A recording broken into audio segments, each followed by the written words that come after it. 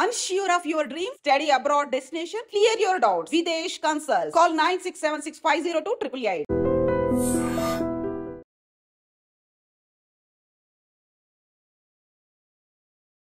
Hi welcome to I dream.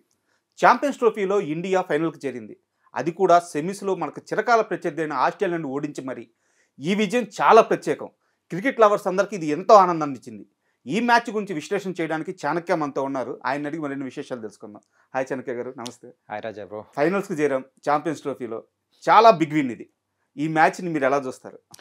మెయిన్గా అయితే ఇదొక మనం ఎక్స్పెక్ట్ చేసిన విన్నే. ఎందుకంటే లాస్ట్ ప్రీవియస్ మ్యాచెస్గా అయితే ఇండియా ఆడుతున్న ఫామ్ కానీ అండ్ మెయిన్గా దుబాయ్ పిచ్ మీదే మరి ఇండియా ఆడడము అది మనకు ఒక కలిసి వచ్చే అంశంగా కూడా కనిపిస్తుంది. ఎందుకంటే ఆ బౌండరీస్ విషయం కానీ మరి మనకు తెలిసిన పిచ్ మీద ఎలా ఆడాలి, ఎంతమందితో వెళ్తే కరెక్టా అని చెప్పేసి మనం అనుకునింది దానికి తగ్గట్టే మనం అయితే వేశారు.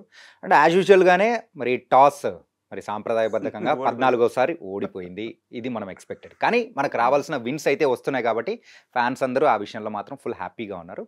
అండ్ అసలు మనం ముందే అనుకున్నాం ఏంటంటే అక్కడైతే కొత్త పిచ్ ఏర్పాటు చేస్తారు అని మనం ముందుగానే ఎక్స్పెక్ట్ చేసినట్టే కొత్త పిచ్ని ఏర్పాటు చేశారు. కాకపోతే టైం అనేది తక్కువగా ఉంది దుబాయ్లో. మరి సెకండ్ రోజు ఒక మ్యాచ్ అనేది కూడా న్యూజిలాండ్తో ఆడాము. అండ్ ఫోర్త్ రోజు అంటే కేవలం ఆ 2 మ్యాచ్ల మధ్యలో కేవలం ఒక్క రోజే ఉంది. ఆ ఒక్క రోజులో మరి కొత్త పిచ్ని రెడీ చేస్తారా లేదా అని మనం అనుకున్న సందర్భంలో అయితే దుబాయ్లో అయితే వాళ్ళు రెడీ చేశారు కొత్త పిచ్ మీద. మరి స్పిన్నర్స్ అంత ఎఫెక్టివ్గా కనిపించలేదు కానీ పేసర్స్కి మాత్రం చాలా చక్కగా మరి అయితే బౌలింగ్ డిపార్ట్మెంట్లో వికెట్స్ అనేది కూడా దక్కాయి. సో ఇట్ వాస్ కొంచెం ఆ క్యాల్కులేషన్ అనేది కూడా మిస్ అయినా కానీ విజయాన్ని అయితే సొంతం చేసుకున్నారు. మెయిన్గా మనం మాట్లాడుకోవాల్సింది కోహ్లీ బ్యాటింగ్, రోహిత్ శర్మ కెప్టెన్సీ కానీ అండ్ షమి బౌలింగ్, ఇలా చాలా పాయింట్స్ అనేవి మాట్లాడుకునే విషయాలు కూడా ఉన్నాయి. అండ్ ఆసీస్ టీమ్ని ఎలా అయితే ఓడించాలనుకున్నామో చాలా జాగ్రత్తగా మరి క్రమబద్ధీకరించి మరి టైం చూసి కొట్టామన్నట్టు అనిపిస్తుంది. అంటే ఇదే ఆస్ట్రేలియాతో మనం వన్డే వరల్డ్ కప్ ఫైనల్లో ఓడిపోయాం. అక్కడి నుంచి కట్ చేస్తే తర్వాత 2 సార్లు నాకౌట్లో వాళ్ళని ఇంటికి పంపించాం. ఇప్పుడు మనం ఒకటి మనం T20 వరల్డ్ కప్లో, ఇప్పుడు ఆర్సీసీ ఛాంపియన్స్ ట్రోఫీలో కూడా మనమే విజయం సాధించాము. ఆ పరాజయానికి రోహిత్ శర్మ, కోహ్లీ వీళ్ళిద్దరూ ఆ రోజు ఎంత బాధపడ్డారో ఎంత తిరిగి ఇచ్చేశారు అనే ఒక కామెంట్స్ నడుస్తున్నాయి ఇప్పుడు. ఖచ్చితంగా నడుస్తాయి. కాకపోతే ఈ మ్యాచ్లలో మెయిన్గా ఆస్ట్రేలియన్ టీంలో ప్యాట్ కమిన్స్ ఉంటే ఇంకా బాగుండేదేమో అనిపిస్తుంది. మన భారతదేశం ప్రజలు అందరూ కూడా ఎదురు చూస్తున్న ఫైనల్లో ఓడించారు, అందరినీ సైలెన్స్ అయిపోయేలా చేసింది ప్యాట్ కమిన్స్. మరి ప్యాట్ కమిన్స్ ఉంటే ఇంకా బాగుండేది. ఆయన ముందు మరి వాళ్ళ టీంని మొత్తం సైలెంట్ చేయించినట్టు, వాళ్ళ దేశాన్ని సైలెంట్ చేయించినట్టు అయిపోయింది. కానీ అదొకటి చిన్న బాధ అనిపిస్తుంది. కానీ ఏదైతే ఉంది ఫైనల్గా అయితే మనం విజయాన్ని దక్కించుకున్నాము. ఆస్ట్రేలియన్ టీంని గట్టి దెబ్బే కొట్టాము. ఐసీసీ టోర్నమెంట్స్లో మన ఇండియన్ టీంకి ఎలాంటి రికార్డ్స్ ఉన్నాయో రీసెంట్ టైమ్స్లో నమోదవుతున్న రికార్డ్స్ అనేది కూడా చూస్తూ ఉన్నాము. అండ్ అలాంటి విజయమే దక్కింది. కానీ మైటీ ఆస్ట్రేలియా మరి అలాంటి వాళ్లకు మెయిన్గా నాకౌట్ మ్యాచెస్ వచ్చేటప్పటికి వాళ్ళ అప్రోచబిలిటీ కానీ వాళ్ళ ఆడే విధానం చాలా డిఫరెంట్గా ఉంటుంది. అలాంటిది ఇక్కడ కూడా చూపిస్తారేమో అని అనుకున్నాం. కానీ సో స్కోర్ అనేది పెద్దగా పెట్టినా దాన్ని ఎలా చేస్ చేయాలో అనేది బాగా తెలిసిన చేస్ మాస్టర్ మన దగ్గర ఉన్నాడు. దాంతో విజయాన్ని అనేది కూడా దక్కించుకున్నాం. అయితే ఆస్ట్రేలియా ఇన్నింగ్స్లో చూసుకున్నట్టయితే ఆస్ట్రేలియా ఇన్నింగ్స్ అనే కాదు, మ్యాచ్ మొత్తానికి అదొక టర్నింగ్ పాయింట్. హెడ్ వికెట్ తీయడం. సో హెడ్ ఎప్పట్లాగే మళ్ళీ మన మీద అలాగే విరుచుకుపడడం స్టార్ట్ చేశాడు. ఇక ఏమవుద్దు అని అందరూ భయపడుతున్న టైంలో వరుణ్ చక్రవర్తి వచ్చి ఫస్ట్ బాల్కే అవుట్ చేశాడు. ఇదే వరుణ్ చక్రవర్తిని టీంలోకి తీసుకున్నప్పుడు గంభీర్ మీద చాలా విమర్శలు వచ్చినాయి. ఇప్పుడు మనకు అతను ట్రంప్ కార్డ్ అయిపోయాడు వరుణ్ చక్రవర్తి. సో ఆ వరుణ్ చక్రవర్తి పర్ఫార్మెన్స్ ఎలా చూస్తారు? హెడ్ వికెట్ పడడం ఎంత కీలకమైంది? అది చాలా కీలకమైనది. ఒకసారి రాజా గారు ఫస్ట్ ఒక ఫ్యూ ఓవర్స్ మనం తీసుకుందాం. ఫస్ట్ షమి బౌలింగ్ వేశాడు, ఆ తర్వాత హార్దిక్ పాండ్యా వేశాడు. వాళ్ళిద్దరూ ఒక 4 ఓవర్స్ అనేది వేసిన తర్వాత అక్కడ వికెట్ టేకింగ్ ఎబిలిటీ అనేది కూడా మెయిన్గా హెడ్ వికెట్ విషయంలో రాలేదు. కానీ అదే మరి కొత్త బ్యాట్స్మెన్ అయినా కోహ్లీ ఆయన వికెట్ విషయానికి వచ్చేటప్పటికి అన్నీ out side the off stump అనేది వేస్తూ వచ్చాడు, ఎక్కడో చోట దొరుకుతాడని చెప్పేసి అని అనుకుంటున్నాడు. దొరికేశాడు, వికెట్ దక్కింది షమీకి. ఆ తర్వాత వికెటింగ్ ఎబిలిటీ అనేది కూడా ఉంది అని అనుకున్నాము. కానీ అక్కడ కొంచెం టైం అనేది తీసుకున్న తర్వాత హెడ్ కొంచెం కుదురుకొని మరి అయితే హిట్టింగ్ మొదలుపెట్టేశాడు. ఆ హిట్టింగ్ ఆపడం ఎవరి వల్ల కావట్లేదు. ఈవెన్ రోహిత్ శర్మ అయితే అక్కడున్న బౌలింగ్ ఆప్షన్స్ని కూడా చేంజ్ చేస్తున్నాడు. ఏంటంటే తర్వాత ఉన్న స్పిన్నర్స్ని తీసుకొని వచ్చాడు. స్పిన్నర్స్ని తీసుకొని వచ్చినా కానీ వాళ్ళ వల్ల కావట్లేదు. కుల్దీప్ని తీసుకొని అంటే ఈ 10 ఓవర్స్ లోపే స్పిన్ డిపార్ట్మెంట్ని ఇంట్రడ్యూస్ చేయడం అనేది కొత్త మనకు. అప్పటి వరకు ఏంటంటే ఒక థర్డ్ మరి సీమర్ ఎవరన్నా ఉంటే వాళ్ళతో వేపిస్తారేమో అని మనం అనుకుంటాం. కానీ అక్కడ ఆప్షన్ లేరు కాబట్టి వెంటనే వీళ్ళని తీసుకొని వచ్చారు. వీళ్ళని తీసుకొని వచ్చిన తర్వాత కూడా ఇంకా అక్కడ ఇద్దరు స్పిన్నర్స్‌ని ట్రై చేసినా కానీ వికెట్స్ అనేది దక్కట్లేదు. హెడ్ అయితే విరుచుకుపడుతున్నాడు. కొట్టారు. యాహ్! సిక్స్‌లు కొడుతున్నాడు, బౌండరీస్ ఇస్తున్నాడు. మెయిన్‌గా దుబాయ్ పిచ్ మీద ఏమవుతుందంటే కరెక్ట్‌గా మనమైతే ఒక్కసారి కుదురుకున్నామంటే ఆపడం ఎవరి వల్ల కాదు. ఆ ఇన్నింగ్స్ అనేది కూడా మనమైతే డిస్ట్రక్టివ్ బ్యాటింగ్ ఆడాల్సిన అవసరం లేదు. కానీ ఇన్నింగ్స్ బిల్డ్ చేసే కెపాసిటీ అనేది దుబాయ్ పిచ్ మీద మనకు అక్కడ కనిపిస్తోంది. సో ఆ కెపాసిటీ ఉండడంతో సో ఇంక హెడ్ సో ఇంక అయిపోయింది, ఇంకా కుదురుకున్నాడు అనుకున్న టైంలో ఆ హెడ్‌ఏక్‌కి టాబ్లెట్ అనేది కూడా పర్ఫెక్ట్‌గా మరి అయితే తీసుకొని వచ్చాడు. ఆయనే వరుణ్ చక్రవర్తి. ఫస్ట్ బాల్ చేశాడు, మరి గాల్లో లేపాడు. మరి అయితే అది కూడా వండర్ఫుల్ క్యాచ్ గిల్ నుంచి. సో ఆ తర్వాత ఇంకా మన వాళ్ళలో కూడా ఒక కాన్ఫిడెన్స్ అనేది కూడా వచ్చింది. మనము మెయిన్‌గా ప్రీవియస్‌గా ప్రివ్యూ అనేది కూడా మనం మాట్లాడుకునేటప్పుడు ఇక్కడ మ్యాచెస్ విషయంలో ఎక్కువగా మన ఆస్ట్రేలియన్ టీంలో ఇబ్బంది పెట్టేది హెడ్డే మాత్రమే అనుకున్నాం. ఆ హెడ్‌ఏక్‌ని ఎలా తగ్గించాలి అని అనుకుంటే మన దగ్గర ఉన్న బ్రహ్మాస్త్రం సో వరుణ్ చక్రవర్తిని తీసుకొచ్చాడు. ఎప్పుడు మనకు వికెట్ కావాలి అని అనుకున్న రోహిత్ శర్మకి అలాంటి టైంలో బాల్ మాత్రం వరుణ్ చక్రవర్తికి ఇస్తాడు. అతని దగ్గర నుంచి పాజిటివ్ రిజల్ట్సే వస్తున్నాయి. మిస్టరీ స్పిన్నర్ అని మనం అంటుంటాం కదా, సో దానికి పర్ఫెక్ట్ నిర్వచనం వరుణ్ చక్రవర్తి. సూపర్. అలాగే ఆస్ట్రేలియా ఇన్నింగ్స్లో ఇంకో కీలకమైన అంశం ఏంటంటే స్మిత్ ఇన్నింగ్స్. తను ఇన్నింగ్స్ నిర్మించే బాధ్యత తీసుకొని నిదానంగా ఆడుతూ ఇంకా కుదురుకున్న తర్వాత లాస్ట్లో స్కోర్ని 300 దాటించాలన్న ఉద్దేశంతో స్పీడ్ పెంచాడు. కరెక్ట్గా అదే టైంలో షమీ వచ్చి క్రీజ్లో నిలదొక్కున్న ఆ స్మిత్ని అవుట్ చేయడం అనేది మ్యాచ్కి టర్నింగ్ పాయింట్. ఒకవేళ స్మిత్ కానీ అవుట్ కాకుండా ఉంటే 300 దాటేది స్కోర్. సో ఆ వికెట్ తీయడం ఎంత కీలకమైందంటారు? చాలా కీలకం రాజాగారు. ఇంకొకటి ఏంటంటే స్మిత్ గురించి మనకు అందరికీ తెలుసు. స్పిన్నర్స్ని చాలా చక్కగా ఫేస్ చేస్తూ ఉంటాడు. మన ఇండియన్ అంటే ప్లేయర్స్ మీద బౌలర్స్ మీద ఎలా ఎదుర్కోవాలనేది తనకు బాగా తెలుసు. అండ్ ఇక్కడ నలుగురు స్పిన్నర్స్ని తీసుకొని వచ్చిన టైంలో అక్కడ మెయిన్గా ఆస్ట్రేలియన్ బ్యాటింగ్ లైనప్లో మొత్తం చూసుకుంటే కేవలం స్మిత్ మాత్రమే చాలా ఎఫెక్టివ్గా ఆడగలుగుతారు. మిగతా వాళ్ళంటే కొంచెం ఇన్ఎక్స్పీరియన్స్ అనేది కూడా ఉంది. అండ్ హెడ్ విషయంలో వచ్చేటప్పటికి అదొక డిఫరెంట్ స్టోరీ. అండ్ ఇలా ఉన్నా కానీ అక్కడ మెయిన్గా దుబాయ్ పిచెస్ మీద మనం ఇందాక మాట్లాడుకున్నట్టు ఒక కన్స్ట్రక్టివ్గా ఆడాలి. సో రన్స్ అనేది రొటేట్ చేస్తుండాలి, సింగిల్స్ డబుల్స్ కానీ అప్పుడప్పుడు వీళ్ళు చిక్కినప్పుడల్లా సో బౌండరీస్ అనేది కూడా కొడుతూ ఉండాలి. అలాంటి బ్యాటింగ్ ఎబిలిటీ ఉన్న బ్యాట్స్మెన్ ఎవరైనా ఉన్నారంటే ఆస్ట్రేలియాలో సో స్మిత్ దగ్గర నుంచి ఇలాంటిది వస్తుందని మనం ఎక్స్పెక్ట్ చేసాం. కాకపోతే అక్కడ చాలా వరకు ట్రై చేశాడు. ఎక్కడో ఒక చోట ఏదో ఒక బాల్లో దొరుకుతాడు అని చెప్పేసి అని అనుకున్నారు. కానీ ఒక బాల్కి దొరికాడు. కానీ ఆ టైంలో ఏమైందంటే ఆ బాల్ వచ్చి స్టెమ్స్కి తాకినా కానీ బేల్స్ పడలేదు కిందకి. ఆ బెల్స్ పడకపోవడంతో అరే ఏంటిది అని అనుకున్నాము. ఒకవేళ పడిందంటే అక్కడే అయిపోయింది ముందుగానే, హాఫ్ సెంచరీ కంటే ముందే మరి స్మిత్ యొక్క ఇన్నింగ్స్ అయిపోయింది.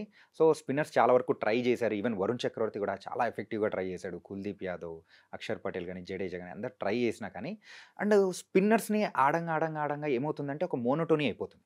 ఎవరికైనా బ్యాట్స్మెన్స్ కుదురుకున్న తర్వాత సో అంతమంది స్పిన్నర్స్ వస్తున్నప్పుడు వాళ్ళ మైండ్ సెట్ అనేది కూడా సో ఎలా ఆడాలనేది అర్థమవుతుంది. అలాంటి టైంలో షమీని తీసుకొని వచ్చి ఒక ప్రయోగం అనేది చేశారు. ఆ షమీని తీసుకొని వచ్చిన తర్వాత అంటే ఇమ్మీడియట్గా మైండ్ సెట్ చేంజ్ అవ్వాలంటే కూడా కాస్త టైం పడుతుంది.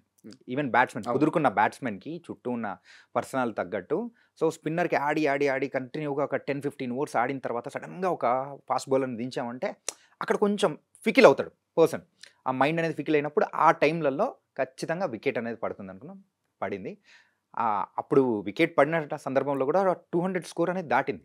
అరే ఏంట్రా బాబు మీరు అనుకున్నట్టే అందరూ భయపడ్డారు. ఇండియన్ ఫ్యాన్స్ అందరూ మనకు హెడ్ఏక్ అయిపోయింది, ఇంకా స్మిత్ ఏమో వచ్చి కుదురుకున్నాడు అండ్ క్యారీ అయితే మంచి సపోర్ట్ ఇస్తున్నారు, వీళ్ళిద్దరు పార్ట్నర్షిప్ మాత్రం నెక్స్ట్ లెవెల్లో ఉంది అనుకున్నాం.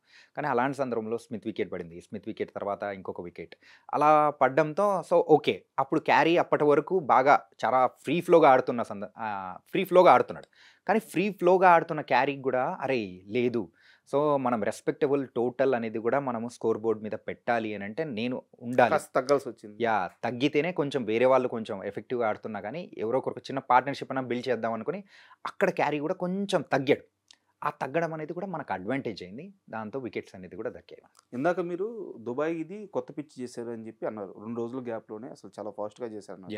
ఎప్పుడైనా కొత్త పిచ్ అనేది స్పిన్కి అనుకూలించడం కాస్త తక్కువ. ఎప్పుడంటే పిచ్ ఓల్డ్ అయ్యే కొద్దీ బాల్ టర్న్ అనేది ఎక్కువ ఉంటుంది. అయితే ఈరోజు మ్యాచ్లో చూసుకున్నట్టయితే మన స్పిన్నర్లు కొత్త పిచ్ అయినా ప్రతి ఒక్కరు ఎఫిషియెంట్గా బౌలింగ్ చేశారు. అక్షర్ కానీ, కుల్దీప్ కానీ, వరుణ్ కానీ ఎవ్రీ బౌలర్ బాగా వేశారు. Yeah. సో అంటే ఈ కమిట్మెంట్ని ఎలా చూస్తారు? అంటే పిచ్తో సంబంధం లేకుండా మ్యాచ్ విన్ అవ్వాలి, మా కాంట్రిబ్యూషన్ ఇవ్వాలి, ఈ కమిట్మెంట్ని ఎలా చూస్తారు? అంటే సైకలాజికల్గా వాళ్ళకి కూడా ఒక మైండ్ సెట్ అయిపోయిందండి.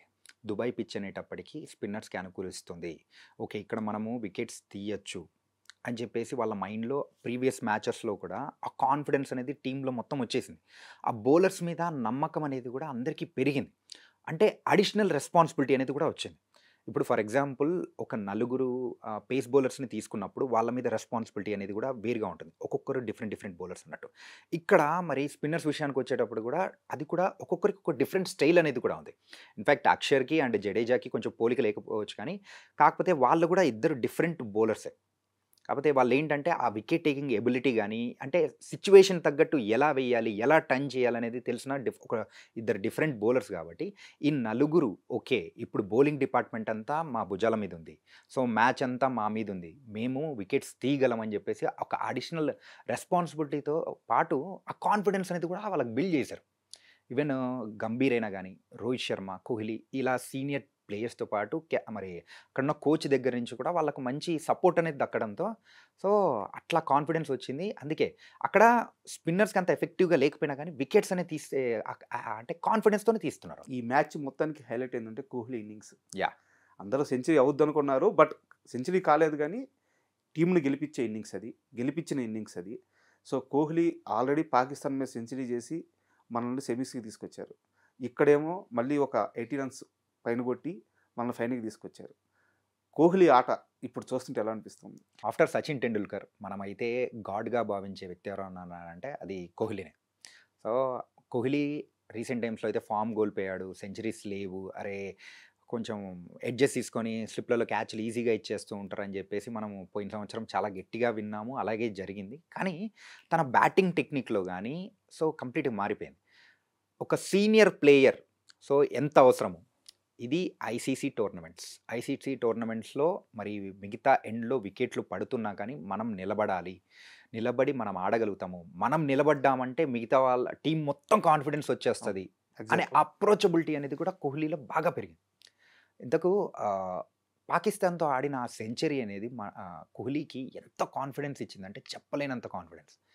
ఇప్పట్లో ఆపే సందర్భాలు అనేది కూడా కోహ్లీని ఆపే సందర్భాలు ఎవరికి రాదేమో, ఏ టీంకైనా ఇప్పుడు కొంచెం కష్టమే. అయితే పాకిస్తాన్ పోతా మనకి మంచి గిఫ్ట్ ఇచ్చిపోయిందంట. ఖచ్చితంగా అది కూడా కోహ్లీ ఒక ఫామ్ని ఇవ్వడము ఏంటంటే నిద్రపోతున్నోడిని తట్టి లేపి పాకిస్తాన్ మీద ఆడు అని చెప్పేసి అంటే ఎస్ రెడీ అని చెప్పేసి కోహ్లీ రెడీగా ఉంటాడు ఎప్పుడైనా కానీ, ఫుల్ ప్యాక్డ్ గన్ లాగా. సో అట్లా ఆ టైప్లో ఉన్న కోహ్లీ సో ఫామ్లోకి వచ్చిన తర్వాత ఆపడం ఎవరి వల్ల కాదు, అదే చూస్తున్నాము. కానీ ఇంకొక విషయం అనేది కూడా చెప్పుకోవాలి, కోహ్లీ ఇన్నింగ్స్ కంప్లీట్గా ఆ దుబాయ్ పిచ్చెస్లో ఎక్కువగా సింగిల్స్, డబుల్స్ ఇట్లా రొటేట్ చేస్తూ ఉండాలి. ఇన్ఫ్యాక్ట్ నిన్న జరిగిన మ్యాచ్లో ఫోర్స్ ఎక్కువగా లేవు, డబల్స్ ఎక్కువ లేవు, కానీ 50+ రన్స్ కేవలం సింగిల్స్ త్రూనే వచ్చాయి.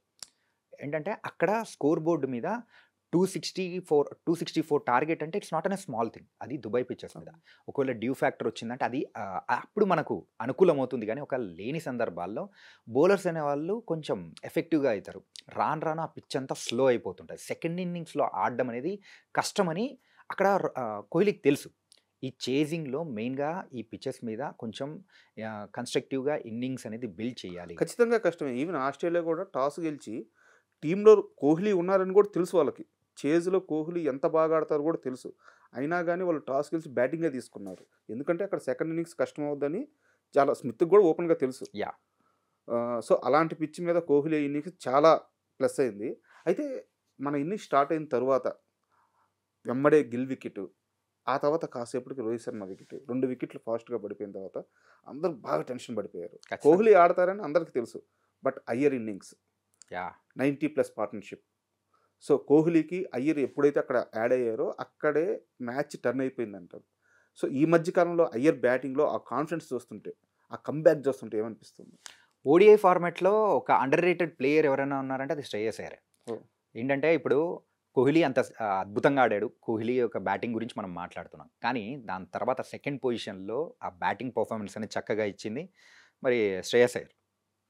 కానీ ఎవరైనా కానీ సో మనము టాప్ వాళ్ళనే చూస్తాం తప్ప ఆ తర్వాత ఇన్నింగ్స్ కన్స్ట్రక్ట్ చేసిన వాళ్ళ గురించి మనం మర్చిపోతూ ఉంటాము. చరిత్ర కూడా పెద్దగా మాట్లాడదు. అలాగే శ్రేయస్ అయ్యర్ కూడా సేమ్ అంతే. ప్రీవియస్ ఇన్నింగ్స్లో మనం చూస్తూ ఉంటే ఓడిఐ క్రికెట్ ఫార్మాట్కి పర్ఫెక్ట్గా సెట్ అయ్యే బ్యాట్స్మెన్ ఎవరైనా ఉన్నారు అంటే అది ఖచ్చితంగా ఇప్పట్లో మరి రాబోయే కాలంలో కూడా శ్రేయస్ అయ్యర్.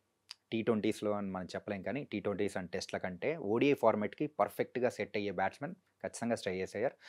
ఏంటంటే ఆల్రెడీ ప్రీవియస్ మ్యాచెస్లో కూడా మనం చూసాం. ఏంటంటే మెయిన్గా అక్కడ కావాల్సిన సిచ్యువేషన్స్ తగ్గట్టు, సో ఒక ఎండ్లో ఒక బ్యాట్స్మెన్ మరి కొంచెం డిస్ట్రక్టివ్గా ఆడుతున్నారంటే ఒకరు కుదురుకొని ఆడాలి, యాంకర్ ఇన్నింగ్స్ అనేది ప్లే చేయాలి. ఇంకొకరు మరి కొంచెం ఇన్నింగ్స్ అనేది అంటే 4s 6s అని కొడుతున్నారంటే ఇంకొకరు అంటే యాంకర్ ఇన్నింగ్స్ ప్లే చేయాలి. ఇలా రోల్స్ రివర్స్ చేసుకొని దాని తగ్గట్టు అనేది కూడా స్కోర్ బోర్డ్ని కొంచెం పరిగెత్తించాలి. ఆ ఒక ఇన్నింగ్స్ అనేది కూడా దాని తగ్గట్టు చేసుకుంటూ వెళ్ళారు. మరి ప్రీవియస్గా న్యూజిలాండ్తో ఆడిన మ్యాచ్లో కానీ ఈ మ్యాచ్లో కానీ కరెక్ట్గా ఎప్పుడైతే ఎర్లీగా వికెట్స్ పడ్డాయో తర్వాత తన మీద ఉన్న అడిషనల్ రెస్పాన్సిబిలిటీ అనేది తనకు అర్థమవుతుంది. కాబట్టి సిచ్యువేషన్ తగ్గట్టు తను కూడా మూవ్ అవుతూ ఉన్నాడు. ఒక మెచ్యూర్డ్ బ్యాటింగ్ అనేది కూడా మనం చూస్తున్నాము. అండ్ దాని తర్వాత మన కోహ్లీ విషయానికి వస్తే, కోహ్లీ సెంచరీ చేస్తారని చాలామంది అనుకున్నాం. అదే అయిపోతుంది, 84 దగ్గర ఉన్నాడు ఇప్పటివరకు, చాలా కాన్ఫిడెంట్గా ఆడాడు. ఎడ్జెస్లో కూడా మరి ఇంత ముందులాగా తనకున్న వీక్నెస్ అనేది కూడా ఎక్కడ కనిపించట్లేదు. ఏదైనా కానీ బ్యాట్ మిడిల్ చేస్తూ ఉన్నాడు బాల్ని అని అనుకుంటూ ఉన్నాము. కానీ అంతకంటే ముందు అసలు ఎందుకు ఇలా ఆడాడు కోహ్లీ అని అందరికీ డౌట్ వస్తూ ఉంటుంది. అంతకంటే ముందు కేఎల్ రాహుల్ మంచి 6s కొట్టాడు. అవును, 6 కొట్టి ఓకే ఇప్పుడు బాగున్నట్టుంది, సిచ్యువేషన్ బాగున్నట్టుంది, మనం కూడా సో హిట్టింగ్ చెయ్యొచ్చేమో అని చెప్పేసి ఒక్కసారి మైండ్లో కొంచెం కలక్ అని కోహ్లీ కనిపించింది. దాంతో మనోడు కూడా అసలు మనోడి దగ్గర నుంచి మెయిన్గా అలాంటి షాట్స్ అనేది మనం చూడం, మెయిన్గా 80sలో ఉన్నప్పుడు. అవునవును. కానీ అక్కడ ఆడాడంటే ఓకే ఫ్రీ ఫ్లోగా ఆడొచ్చేమో అని అనుకున్నాము. కానీ జాంపాక్ దొరికిపోయాడు. అది కూడా జాంపాక్ లాస్ట్ ఓవర్, జాంపాక్ వికెట్ లేదు అని అనుకున్న సందర్భంలో అది కూడా మెయిన్ వికెట్ కోహ్లీ వికెట్ తీసుకొని వెళ్ళిపోయాడు. సో అది ఇండియన్ ఫ్యాన్స్కి చాలా బాధ అనిపించింది. ఇంకొక 52nd సెంచరీ అనేది కూడా లోడింగ్ అనుకున్నాం. అవును, లోడింగ్ కాస్త అన్లోడింగ్ అయిపోయింది. అండ్ కోహ్లీ వికెట్ పడ్డాక రాహుల్ రియాక్షన్ చూడాలి. రియాక్షన్స్ గురించి మాట్లాడాలంటే ఈ మ్యాచ్లో బోల్డ్ అని రియాక్షన్స్ అనేది కూడా ఉన్నాయి. ఫస్ట్ మీరు అన్నట్టు కూడా కేఎల్ రాహుల్ యొక్క రియాక్షన్స్ అనేది కూడా చూద్దాము. సో అక్కడైతే హిందీలో ఉన్నాడు కాబట్టి నేనున్నా కదా నేను చూసుకుంటామా అన్న టైప్లో మనోడు సో అన్నాడు. కానీ చెప్పాం కదా ఏంటంటే ఆ సందర్భంలో హిట్టింగ్ కొట్టచ్చేమో అని చెప్పేసి అక్కడ కూడా ప్రీ డిటర్మైన్డ్గా కోహ్లీ అయితే ఆ షాట్ని పిక్ చేశాడు. కానీ అక్కడైతే కనెక్ట్ అవ్వలేదు. సో దాంతో అవుట్ అయిపోయిన సందర్భము. And reaction was epic. And Rahul reaction కూడా అంటే చాలా మందికి అక్కడ అర్థం అవుతుందో లేదో నాకు తెలియలేదు, కానీ నేను స్పీడ్గా ఆడుతున్నాను, నేను కొడుతున్నాను అని. అంటే రాహుల్ ఎందుకు అది అంటున్నాడు అంటే, నువ్వు ఉన్నావు కాబట్టి, నువ్వు గ్రీస్లో ఉన్నావు కాబట్టి నేను ఆడతా, నేను అవుట్ అయిపోయినా పర్లేదు, ఎందుకంటే నువ్వు ఉంటే ఖచ్చితంగా అందరికీ కాన్ఫిడెంట్ వస్తుంది, నువ్వు మ్యాచ్ అయిపోయేదాకా ఉండాలి. అదే అంతకుముందు కూడా చెప్పాడంట రాహుల్, నువ్వు చివరి దాకా గ్రీస్లో ఉండు, టార్గెట్ గురించి రన్ రేట్ గురించి ఏం పట్టించుకో మాకు, అది నేను చూసుకుంటాను, మ్యాచ్ అయిపోయేదాకా నువ్వు గ్రీస్లో ఉండు, ఎందుకంటే నువ్వు ఉంటేనే అందరికి నమ్మకం వస్తుంది అని చెప్పి తను స్పీడ్గా ఆడాడంట. మ్యాచ్ అయిపోయిన తర్వాత ఊతప్పతో చెప్తున్నాడు రాహుల్ ఖచ్చితంగా. బట్ ఏం చేయలేము, అది అతని కాలు, కోహ్లీ తీసుకున్న కాలు, బట్ నేను చెప్పాను అందుకే నాకు ఈ రియాక్షన్ వచ్చిందని చెప్పేసి. అంటే మీరు గమనించారా టీంలో ఎంత యూనిటీ ఉందో? చాలా యూనిటీ ఉందండి. ఇంకొక పర్ఫెక్ట్ ఎగ్జాంపుల్ కూడా చెప్తాను. మన ఆస్ట్రేలియన్ బ్యాటింగ్ చేస్తున్న సందర్భంలో కుల్దీప్ బౌలింగ్ వేస్తున్నాడు. I think 32nd over. So leg సైడ్లో ఏమో రోహిత్ శర్మ ఉన్నాడు, అది కూడా 30 యార్డ్ సర్కిల్ లోపల. సో అది కొంచెం ఎడిట్ చేసుకో. లెగ్ సైడ్లో ఏమో కోహ్లీ అయితే బౌండరీ దగ్గర ఉన్నాడు, మరి ఆఫ్ సైడ్లో అయితే కవర్స్లో రోహిత్ శర్మ అయితే ఫీల్డింగ్ చేస్తున్నాడు, కుల్దీప్ యాదవ్ బౌలింగ్ చేశాడు. కోహ్లీ దగ్గరికి బాల్ వెళ్ళింది. సో అక్కడ రన్అట్ చేసే ఛాన్స్, కానీ అక్కడ రన్అట్ అవ్వదు. కానీ అక్కడ ఉన్న కుల్దీప్ యాదవ్ బాల్ పట్టుకొని కొంచెం స్టెంప్స్ దగ్గర ట్రై చేస్తే అవ్వచ్చు. కానీ అలాంటి సందర్భంలో కోహ్లీ ఒక ఎండ్లోంచి కోహ్లీ, ఇంకో ఎండ్లోంచి రోహిత్ శర్మ ఇద్దరు కలిసి కుల్దీప్ యాదవ్ని తిట్టారు. ఏంటంటే అది కూడా సరదాగా అన్నట్టు, ఆ హీట్ ఆఫ్ ద మూమెంట్లో ఎవరైనా కానీ ఇప్పుడు మనం ఫ్రెండ్స్తో మాట్లాడేటప్పుడు ఏంట్రా ఇలా చేసావు అని నార్మల్గా మనం అంటూ ఉంటాము, కొన్ని వర్డ్స్ యూస్ చేస్తుంటాము. ఏంటంటే అది యూనిటీ ఉన్నప్పుడే మనకు వస్తూ ఉంటుంది. సో ఆ సందర్భంలో అన్నారు. సో దానికి తగ్గట్టే ఇప్పుడు మనం కూడా చూస్తున్నాము, కుల్దీప్ యాదవ్ని శాండ్విచ్ చేసేసారు, ఒక పక్క రోహిత్ శర్మ, ఇంకో పక్క కోహ్లీ అని చెప్పేసి. ఆ టైప్లో అలా జరిగింది. అంటే ఏంటంటే ఒక ఫ్రెండ్స్ కలిసి, అందరూ కలిసి, ఒక ఫ్రెండ్స్ గ్రూప్ ఆఫ్ ఫ్రెండ్స్ కలిసి ఒక మ్యాచెస్ ఆడితే ఎలా ఉంటుందో, present dressing room, Indian dressing room యొక్క వాతావరణం కూడా అలాగే ఉంది. ఏ ఒక్కరు కూడా తక్కువ కాదు, ఏ ఒక్కరు కూడా ఎక్కువ కాదు. అందరం ఈక్వల్. సీనియర్స్ లేరు, జూనియర్స్ లేరు. అందరినీ ఈక్వల్. మనమందరం ఫ్రెండ్స్ అనే ఒక ఫ్రెండ్లీ అట్మాస్ఫియర్ అనేది కూడా సో డ్రెస్సింగ్ రూమ్‌లో ఉంది కాబట్టే సో ఇలాంటి మనం రియాక్షన్స్ చూస్తూ ఉన్నాము. అండ్ పాజిటివ్ రిజల్ట్స్ అనేది కూడా దక్కుతూ ఉన్నాయి. దీనికి అంటే ఒక టీమ్‌ని ఇంత ఫ్రెండ్లీ ఎన్విరాన్మెంట్‌లో ఉంచుతూ, వాళ్ళకి కావాల్సిన ఫ్రీడమ్ ఇస్తూ, వాళ్ళ దగ్గర నుంచి వాళ్ళ బెస్ట్ ప్లే తీసుకోవడంలో రోహిత్ శర్మ రోల్ ఎంతవరకు ఉందనుకుంటున్నారు? హీఈస్ ఎ మెయిన్ అండి. ఏంటంటే ఇది అప్పుడు మొదలైంది కాదు. ధోని దగ్గర నుంచి ఆ తర్వాత కోహ్లీ తీసుకున్న కెప్టెన్సీ పగ్గాలు తీసుకున్న తర్వాత, కెప్టెన్సీ తర్వాత కోహ్లీ నుంచి ఇప్పుడు రోహిత్ శర్మకు వచ్చిన తర్వాత ఇలా ఒక టార్చ్ అనేది కూడా పాస్ ఆన్ అవుతూ ఉంది. అవుతున్న సందర్భంలో అందరూ వచ్చే కొత్త ప్లేయర్స్ని కూడా వాళ్ళను ఫ్రీ అయ్యేలా చేస్తూ ఉన్నారు. సో వాళ్ళతో ఒక ఫ్రెండ్లీ అట్మాస్ఫియర్ అనేది కూడా ఉంటుంది. In fact if I'm not wrong, నేను ఎక్కడో విన్నది కూడా ఏంటంటే ఎవరైనా కొత్త ప్లేయర్ ఎవరైనా వచ్చారంటే వాళ్ళని ఫ్రీ చేయడం కోసము సో వాళ్ళతో పాటు బయటికి వాళ్ళని వెళ్ళడము, డిన్నర్స్కి కానీ అలా వెళ్ళడము. అరే ఈ సీనియర్స్ లేదు, జూనియర్స్ లేరు, వాళ్ళ ఆటను ఇంప్రూవ్ అవ్వడం కోసము సీనియర్స్ దగ్గర నుంచి ఒక ఫ్రెండ్ లాగా సలహాలు ఇవ్వడం కానీ, ఎప్పుడైనా సలహాలు కోచ్ ఇస్తూ ఉంటారు, కానీ సీనియర్ ప్లేయర్స్ నుంచి వస్తే అదొక బూస్ట్ ఉంటుంది. ఖచ్చితంగా ఆ బూస్ట్ అది వేరుగా అనిపిస్తుంది. అవును. సో అట్లాంటి అట్మాస్ఫియర్ అనేది ఉంది కాబట్టే సో ఇప్పుడు అంటే రోహిత్ శర్మ మెయిన్గా రోహిత్ శర్మ గురించి మనకు తెలుసండి. Rohit Sharma is a gem. ఏంటంటే అక్కడ మనం చూసాం ధోని కెప్టెన్సీలో ఉన్నాడు, ఆ తర్వాత సచిన్తో కలిసి ఆడిన సందర్భాలు ఉన్నాయి, అండ్ కోహ్లీ సహచరుడితో ఉన్న ఆ కెప్టెన్సీ ఉన్న టైంలో ఆడాడు. ఇప్పుడు తను కెప్టెన్సీగా ఉండి సహచరుని ఎలా ఆ ఫ్రెండ్షిప్ అనేది కూడా బిల్డ్ చేసుకోవాలనేది కూడా ఉంది. అదే పాస్ ఆన్ అనేది కూడా మిగతా వాళ్ళకు కూడా పాజిటివ్ ఎరా అనేది ఒకసారి పాస్ ఆన్ చేస్తే ఎలా ఉంటుంది, సో వాళ్ళకు అది ఇస్తే వాళ్ళు ఎంత బాగా ఆడతారు అనేది కూడా అర్థం చేసుకున్నారు. ఇండియన్ టీమ్స్కి ఇలాంటి అట్మాస్ఫియర్, ఫ్రెండ్లీ అట్మాస్ఫియర్ అనేది కావాలి అనుకున్నారు, దాని తగ్గట్టే ఇస్తున్నారు. సూపర్. అండ్ మ్యాచ్ విషయానికి వస్తే ఇంకొక చిన్న క్వశ్చన్, మనకి తెలియకుండా ఒక అదనపు బలం చేకూరింది టీంలో ఈ మధ్య కాలంలో. అతను వచ్చేసి మనకి అక్షర్ పటేల్. ఎందుకంటే ఒక 10 ఓవర్లు బౌలింగ్ వేస్తున్నాడు, అది కూడా మంచి ఎకానమీతో వేస్తున్నాడు, 1-2 వికెట్లు తీస్తున్నాడు. మిడిల్ ఆర్డర్లో త్వరగా వికెట్లు పడినప్పుడు కీలకమైన పొజిషన్లో వచ్చి ఒక 30 రన్స్ కొడుతున్నాడు. అసలు ఇది ఎంత గొప్ప రోల్ అంటే మ్యాచ్కి తెలియకుండా బూస్టప్ ఇచ్చే రోల్ ఇది. సో అక్షర్ లాంటి ఒక ఆటగాడు టీంలో ఉండడం ఇప్పుడు మనకి ఎంత ప్లస్ అవుతుందో దాని మీద కాస్త గమనిస్తారు. ఖచ్చితంగా రాజాగారు. మెయిన్ అక్షర్ పటేల్ రోల్ గురించి మనం ఎంత చెప్పుకున్నా తక్కువే. మెయిన్గా ముందు 4 స్పిన్నర్లతో వెళ్తున్నారేంటి, 5 స్పిన్నర్లతో వెళ్తున్నారేంటి అని చెప్పేసి ఇక్కడ ఇండియన్ టీంని ప్రశ్నించారు చాలామంది. అంటే మేము ఎక్కడ వెళ్తున్నామండి, మేము వెళ్తున్నది 3 ఆల్రౌండర్లు, 2 స్పిన్నర్లు అని చెప్పేసి అని అన్నారు. ఈ కేటగిరీలో మెయిన్గా అక్షర్ పటేల్ పర్ఫెక్ట్ ఆల్రౌండర్ అని నిరూపిస్తున్నాడు. టీంకి ఒక బ్యాటింగ్ డౌన్గా ఉన్న సందర్భంలో అప్ ద ఆర్డర్ పంపించినప్పుడైనా కానీ సో అక్కడ వికెట్లు ఎర్లీగా పడినప్పుడు మన ఒక తోడ్పాటు అనేది అవసరం టీంకి అనుకున్నప్పుడు బ్యాట్తో మరి పోరాడగల సత్తా ఉన్న బ్యాట్స్మెన్ అక్షర్ పటేల్. నిన్న కూడా మనం చూసాం. అవును. అండ్ న్యూజిలాండ్ మ్యాచ్లో కూడా ఒక మంచి పార్ట్నర్షిప్ అనేది కూడా బిల్డ్ చేసే క్యాపబిలిటీ అనేది కూడా మనోళ్ళలో ఉందని కూడా అర్థం చేసుకున్నారు. కాబట్టి అప్ ది ఆర్డర్ పంపిస్తూ ఉన్నారు, దానికి తగ్గట్టు పాజిటివ్ రిజల్ట్స్ అనేది కూడా వస్తున్నాయి. అదే అక్షర్ పటేల్ హిట్టింగ్ ఎబిలిటీ ఉన్న పర్సనే, కానీ మధ్యలో ఎప్పుడైనా వికెట్స్ పడినప్పుడు ఆ కన్స్ట్రక్టివ్గా ఆడాలి. సో అన్ని కంప్లీట్గా ఫోర్స్ అంటే సింగిల్స్ డబుల్స్ మాత్రమే వస్తున్నాయి, ఫోర్స్ రావట్లేదు అనుకున్న సందర్భంలో కొంచెం బూస్టప్ ఇవ్వడం కోసము అక్షర్ పటేల్ని పంపించి అక్కడ వాళ్ళు ఆ వేరియేషన్ని చూపిస్తున్నారు. లెఫ్ట్ రైట్ కాంబినేషన్ అనేది కూడా అంటే పర్ఫెక్ట్ సెట్ అయ్యేటట్టు మెయిన్గా సో అక్షర్ పటేల్ని అప్ ది ఆర్డర్ పంపిస్తారు. అందరు చాలామంది అనుకోవచ్చు అక్షర్ పటేల్ ఎందుకు మరి సేమ్ ఎబిలిటీ ఉన్న జడేజాని పంపించవచ్చు కదా అని చెప్పి, కానీ జడేజా ఎప్పుడైనా కానీ సో లాస్ట్ 10 ఓవర్స్లో ఉన్నంత ఎఫెక్టివ్గా ముందు వచ్చే ఓవర్స్లలో అంత ఎఫెక్టివ్గా ఉండడు. కానీ అక్షర్ పటేల్ అలా కాదు. మీరు ఎక్కడైనా అంటే ఈవెన్ 1 డౌన్ నుంచి లాస్ట్ 8th పొజిషన్ వరకు మధ్యలో ఏ పొజిషన్ ఇచ్చి ఆడు అని చెప్పినా కానీ మనోడి స్టైల్ కానీ సో అగ్రెసివ్ కానీ ఏం మారదు. సిచ్యువేషన్ తగ్గట్టు ఆడగలడు. ఆ ఇంటెంట్ అనేది కూడా ఏం చేంజ్ ఉండదు, దానికి తగ్గట్టే ఆడతాడు. కాబట్టి అందుకే అక్షర్ని ఎక్కడైనా యూజ్ చేసుకోవచ్చు. మీరు అన్నట్టు ఆ బ్రహ్మాస్త్రం అంటారు చూసారా, తెలియని అస్త్రం. సో ఆ తెలియని అస్త్రంగా కూడా అక్షర్ మారుతున్నాడు. ఈవెన్ బౌలింగ్లో కూడా మనోడు ఎంత ఎఫెక్టివ్గా మనకు తెలుసు. 10 ఓవర్స్ కోటా కంప్లీట్గా యూజ్ చేసేలా చేస్తూ ఉన్నాడు. అండ్ ఫీల్డింగ్ విషయంలో కూడా మీరు ఇంకో విషయం తెలుసా, క్యాచింగ్ ఎఫిషియన్సీలో మిగతా ఏ ఒక్కరికి లేనిది అక్షర్కు అనేది 96% క్యాచింగ్ ఎఫిషియన్సీ అనేది కూడా ఉంది. సో దట్ వాస్ అనే రేర్ థింగ్. మనోడి దగ్గర క్యాచ్ పోయిందంటే ఖచ్చితంగా పడతాడు రా బై అని చెప్పేసి ఫ్యాన్స్ కూడా అంత కాన్ఫిడెంట్గా మరి టీవీ ముందు కూర్చున్న వాళ్ళు కూడా అనుకుంటున్నారు అక్షర్ పటేల్ దగ్గరగా పట్టేస్తాడు అనే ఒక మైండ్లో మనకు సెట్ అయిపోతుంది అనమాట. అలా ఉంటుంది మనోడు. అండ్ ఇంకోటి నిన్న మ్యాచ్లో హార్దిక్ పాండ్యా ఏందండి ఏదో కసి పెట్టుకొని పగతో కొట్టినట్టు కొట్టాడు 6లు 106 మీటర్స్ పైన పోతున్నాయి బాల్స్. ఆ 6లు ఏంది అసలు అంతలా కసితో ఆడేదండి. ఈ కసి ఆస్ట్రేలియా అంటే కొంతమంది ప్లేయర్స్కి వచ్చేస్తుంటుంది. అంటే ప్రీవియస్గా మెయిన్గా ఈ యొక్క కసి అనేది ఇప్పటిది కాదు. ఐసీసీ వన్డే వరల్డ్ కప్ 2023లో ఫైనల్లో ఓడిపోయిన ఒక బాధ అనేది కూడా హార్దిక్ పాండ్యాలో ఉంది.